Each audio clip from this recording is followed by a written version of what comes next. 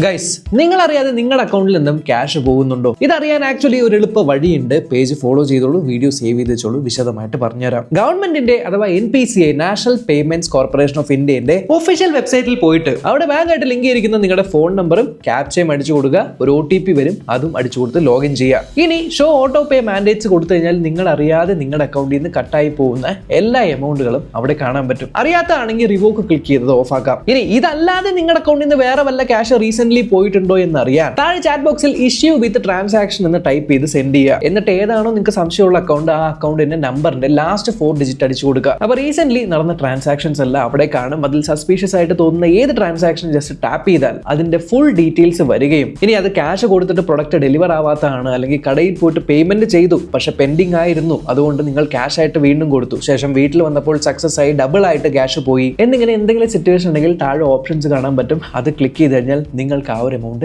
റീഫണ്ടും കിട്ടാം. ഈ വെബ്സൈറ്റിന്റെ പേര് upihelp.npci.org.in. സോ പേജ് ഫോളോ ചെയ്തോളൂ, വീഡിയോ സേവ് ചെയ്ത് വെച്ചോളൂ, മറ്റുള്ളവർക്ക് ഷെയർ ചെയ്ത് കൊടുക്കാനും മറക്കണ്ട.